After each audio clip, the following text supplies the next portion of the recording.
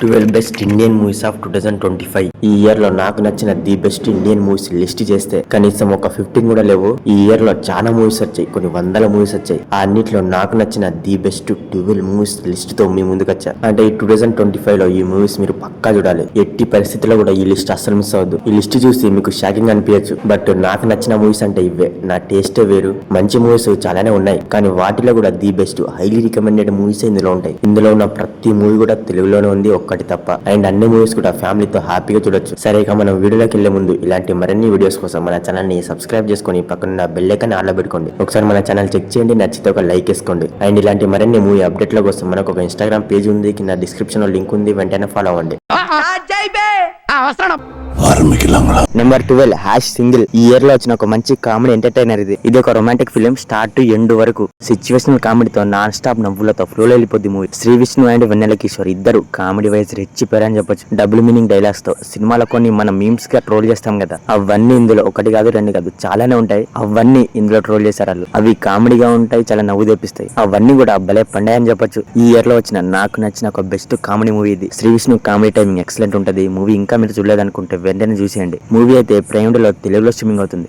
Number 11 వీర ధీర సురన్ part 2. నేను కరెక్టే చెప్పా, మీరు కరెక్టే విన్నారు. ఇది పార్ట్ 2. పార్ట్ 1 ఎప్పుడు తీసారా అంటే ఇంకా తీయలేదు. ఫస్ట్ పార్ట్ 2 తీసారు స్టోరీకి. అంటే ఫస్ట్ సీక్వెల్ తీసారన్నమాట. ఒక story A to Z complete గా రాసేసి దాన్ని యూనిక్ మేడ్ లో క్రియేట్ చేసి ముందే సీక్వెల్ తీయడంలో కిక్కే వేరుంటది తెలుసా. అది చెప్తే కాదు, మూవీ చూస్తున్నంత సేపే అర్థమవుద్ది. ఇలా స్టోరీకి ముందే సీక్వెల్ చేసి తర్వాత ప్రీక్వెల్ తీస్తే అందులో ఉన్న కిక్కే వేరుంటది. ఇప్పుడు ఈ మూవీ విషయానికి వస్తే సినిమా సాలిడ్ క్యారెక్టర్ రైటింగ్ తో, ఇంట్రెస్టింగ్ ప్రొసీడింగ్స్ తో, రాండ్ రస్టిక్ టేకింగ్ తో, ఆ ఎగ్జిక్యూషన్ తో ఇందులో విక్రమ్ కొన్ని ధమ్కిలు ఇస్తాడు. అవి మాత్రం మామూలుగా ఉండవు. ఒక లాంటి హై ఇస్తుంది. ఖాళీ క్యారెక్టర్ రైటింగ్ తోపు ఉంటది. ఇందులో ఒక్కొక్క క్యారెక్టర్ రైటింగ్ ఒక్కొక్క లాంటి హై ఇస్తుంది. ఒక ఫ్యామిలీ మ్యాన్ అండ్ అతని వైలెంట్ పాస్ట్, వీటి రెండింటి చుట్టూ మూవీ అనేది ఉంటది. కొన్ని పర్టికులర్ సీన్సెస్ లో కొన్ని క్యారెక్టర్స్ హైలైట్ అవుతాయి, అవి హై ఇస్తాయి. ఈ ఇయర్ లో క్యారెక్టర్ తో హై ఇచ్చే సినిమా అంటే నాకు ఇదే. జస్ట్ క్యారెక్టర్ రైటింగ్ తో ఇచ్చి పడేస్తారు. ఒక గ్రిప్పింగ్ యాక్షన్ థ్రిల్లర్ అని చెప్పొచ్చు. మూవీ అయితే అసలు మిస్ అవద్దు, ప్రైమ్లో తెలుగులో ఉంది. Number 10 super boys of Malegaon. ఈ లిస్ట్ లో ఈ మూవీ పెడతానని మీరు ఊహించలేదు కదా. ముందే చెప్పా కదా లిస్ట్ చూస్తే షాక్ అవుతారని. ఈ సినిమా నాకు తెగ నచ్చింది. బికాస్ ఆ రైటింగ్ గానీ, ఫ్రెండ్షిప్ సీన్లు గానీ, ఫ్రెండ్స్ మధ్య జరిగే ఈగో క్లాష్ గానీ, ఇవి ఇందులో హైలైట్ అవుతాయి. మెయిన్ గా రైటింగ్ అండ్ క్యారెక్టర్ డెవలప్మెంట్ నాకైతే తెగ నచ్చింది. సినిమా తీయాలి అని ఒక ప్యాషన్, ఫిల్మ్ మేకింగ్ చేయాలి అని ఒక ప్యాషన్, ఓ పట్టుదల, ఇవి ఈ మూవీకి హుక్కేలా చేస్తాయి. రియల్లీ ఒక హానెస్ట్ అండ్ అథెంటిక్ అటెంప్ట్ అని చెప్పొచ్చు. ఇందులో ఇంకా హైలైట్ ఏంటంటే డైరెక్షన్ సూపర్ చేశారు. ఈ సినిమా నేను ఫస్ట్ టైం చూసినప్పుడు సూపర్ అనిపించింది. తర్వాత మల్టిపుల్ టైమ్స్ చూసా. మంచి క్యారెక్టర్స్ ఉంటాయి, రిలేటబుల్ రైటింగ్ ఉంటది. నాలాగా సినిమా అంటే ప్యాషన్ ఉన్న వాళ్ళకైతే ఇది ఒక ఫుల్ మీల్స్ లాంటిది అన్నమాట. సినిమా అయితే అస్సలు మిస్ అవద్దు, ప్రైమ్లో తెలుగులో ఉంది.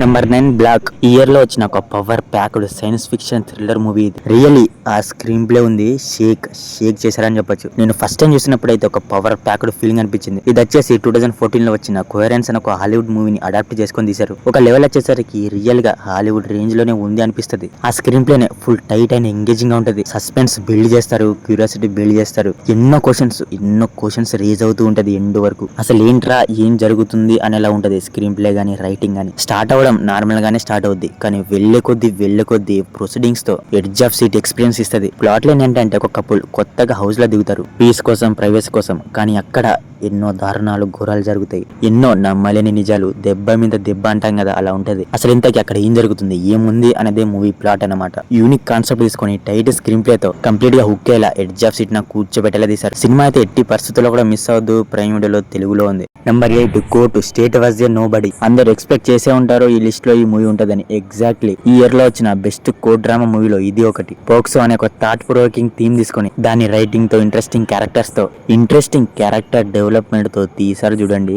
అది హైలైట్. కోర్టులో జరిగే సీన్సెస్, శివాజీ మంగపతి క్యారెక్టర్ తో ఇవి మూవీకి హుక్ అయ్యేలా, బింజ్ వాచ్ చేసేలా చేస్తాయి. మంగపతి క్యారెక్టర్ మీకు అందరికి తెలుసు, మనోళ్ళు దాన్ని ఎలా లేపారో. ఆ క్యారెక్టర్ గురించి స్పెషల్ గా చెప్పక్కర్లేదు అనుకుంటా. కోర్టులో కొన్ని డైలాగ్స్ ఉంటాయి. కాండం కొంటే కాదు, సెక్స్ జరిగితేనే క్రైమ్ అనే దగ్గర నుంచి మంగపతి వచ్చినప్పుడల్లా సాయి కుమార్ గారు ప్రియదర్శిని క్వశ్చన్ చేస్తాడు లాయర్ గురించి. ఒక కేసులో లాయర్ కి రేజ్ అవ్వాల్సిన క్వశ్చన్స్ ఏంటి అనే క్వశ్చన్స్, ఇవన్నీ సినిమాని అలా లేపుతాయి. పాక్సో కేసు అంటే ఏంటి, అసలు అది ఎంత డేంజర్, అది ఎలా ఎవరికి అప్లై అవుతుంది అనేది ఇదంతా క్లియర్ కట్ గా కళ్ళకు అదినట్టు ఉంటది. రైటింగ్, క్యారెక్టర్ డెవలప్మెంట్ టెరిఫిక్ ఉంటది, ఎగ్జిక్యూషన్ హైలైట్ ఉంటది. సినిమా ఇంకా చూడని వాళ్ళు ఉంటే నెట్ఫ్లిక్స్ లో తెలుగులో ఉంది, చూసేయండి.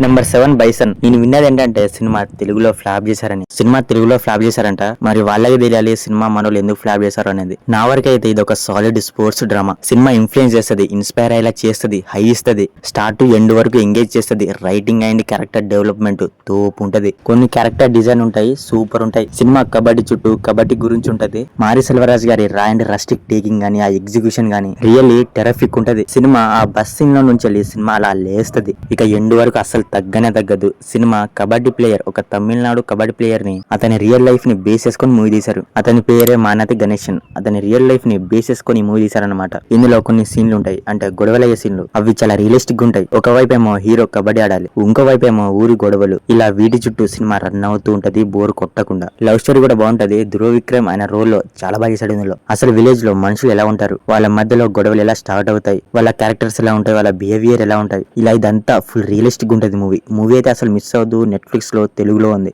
Number 6 3BHK. రియల్లీ ఏమన్నా మూవీ అండి, టెరఫిక్ అంతే. ఆ రైటింగ్ ఏంటి, ఆ క్యారెక్టర్ డెవలప్మెంట్ ఏంటి, మూవీలో డ్రామా ఒక రేంజ్ లో పండింది. ఇందులో ప్రభు లైఫ్, అతని స్ట్రగులింగ్ మామూలుగా ఉండదు. ఈ ఇయర్ లో వచ్చిన ఒక మంచి ఎమోషనల్ ఫీల్ గుడ్ మూవీ ఇది. ఒక realistic heart warming family drama అని చెప్పొచ్చు. ప్లాట్ లైన్ ఏంటంటే చాలా రిలేటబుల్ గా ఉంటుంది స్టోరీ. ఒక మిడిల్ క్లాస్ ఫ్యామిలీ, వాళ్ళకంటూ ఒక ఇల్లు ఉండాలని ఆశపడతారు. అంటే సొంత ఇల్లు అన్నమాట. మనిషికి ఏది ఉన్నా లేకపోయినా ఇల్లు అనేది ఉండాలి. ఇల్లు అనేది గౌరవం. మరి వాళ్ళ ఇల్లు కొనే ప్రాసెస్ లో ఎలాంటి తిప్పలు పడ్డారు, లైఫ్ లో ఎలాంటి స్ట్రగుల్స్ ఫేస్ చేశారనేది ఈ మూవీ ప్లాట్. ఇల్లు, ఫ్యామిలీ, వాళ్ళ ఫైనాన్షియల్ స్ట్రగుల్, ప్రభు యొక్క లైఫ్, ఇదంతా కూడా చాలా ఎమోషనల్ గా ఉంటది. ఒక మంచి ఫ్యామిలీ డ్రామా చూడాలి అని అనుకుంటే ఇది నెంబర్ 1 మూవీ. అస్సలు మిస్ అవద్దు. తెలుగులో ఉంది కాబట్టి చూసేయండి. మూవీ అయితే ప్రైమ్ వీడియోలో తెలుగులో ఉంది.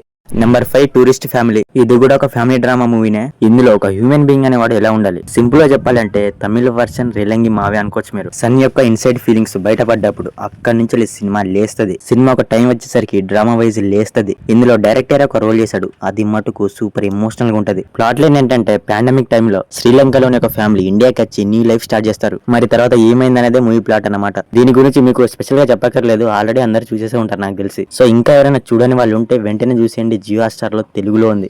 Number 4 kesari chapter 2. ఈ ఇయర్ లో నేను చూసిన the best historical court drama movie ఇది. సినిమా ఫిక్షనలే కానీ కొన్ని రియల్ హిస్టారికల్ ఈవెంట్స్ ని బేస్ చేసుకుని మూవీ తీశారు. యాక్చువల్ గా ఈ మూవీ నేను ఎప్పుడో చూసా, కానీ ఈ మధ్య జియో హాట్‌స్టార్ లో తెలుగుడే వచ్చింది, అందుకే మళ్ళీ చూసా. తెలుగు డబ్బింగ్ బానే ఉంది, తెలుగు ట్రాన్స్లేట్ డైలాగ్స్ కూడా సూపర్ ఉన్నాయి. ఇందులో మెయిన్ హైలైట్ ఏంటంటే solid writing and character development. ఇవి మెయిన్ హైలైట్ అన్నమాట. ఆ తోప్ క్యారెక్టర్ డెవలప్మెంట్ తో కోర్టు సీన్సెస్ తో దద్దరిల్తది మూవీ. ఆ కోర్టులో జరిగే సీన్సెస్ ఉంటాయి, కెవ్వో కేక్ అనేలా ఉంటాయి. ప్లాట్ లైన్ ఏంటంటే సినిమా జలియన్ వాలా బాగ్ చుట్టూ ఉంటది. అసలు అంత మందిని ఎందుకు చంపారు, రీజన్ ఏంటి, దాని గురించి కోర్టులో వాదించే చుట్టూ మూవీ ఉంటది. అండ్ అలాగే ఇందులో Sankaran Nair real life character bases కొనే తీశారు. ఇందులో ఆ క్యారెక్టర్ ఫిక్షనల్ కాదు, రియల్లీ శంకరన్ నాయర్ క్యారెక్టర్ గానీ, కోర్టులో జరిగే సీన్లు గానీ అన్ని కూడా టెరఫిక్ గా ఉంటాయి. సినిమా స్టార్ట్ టు ఎండ్ వరకు చాలా బాగా ఎంగేజ్ చేస్తుంది. మంచి సోల్ఫుల్ మ్యూజిక్ ఉంటది. సినిమా అయితే ఎట్టి పరిస్థితుల్లో కూడా మిస్ అవద్దు. తెలుగు వాడే కూడా బానే ఉంది, తెలుగులో కూడా ఉంది కాబట్టి చూసండి. మరి జియో హాట్‌స్టార్ లో తెలుగులో ఉంది. మళ్ళీ చెప్తున్నా, సినిమా ఎట్టి పరిస్థితుల్లో కూడా మిస్ అవద్దు. Number 3 bottle Radha. ఒకటి తప్ప అన్ని తెలుగులోనే ఉన్నాయి అన్నా కదా, ఆ ఒకటి ఇదే. ఇది వచ్చేసి తెలుగులో లేదు, తమిళ్లో ఒరిజినల్ లాంగ్వేజ్ లో ఉంది. బాటిల్ రాధా బాబా ఏమన్నా మూవీయా. ఈ ఇయర్ లో నేను చూసిన ఒక పీక్ ఎమోషనల్ డ్రామా మూవీ అంటే అది ఇదే. రైటింగ్ ఉంటది, పిక్చర్ సాలిడ్ ఉంటది. ఆల్కహాలిజం అనే ఒక థాట్ ప్రొవోకింగ్ థీమ్ తీసుకున్నారు, దాన్ని డెవలప్ చేసిన విధానం ఉంది.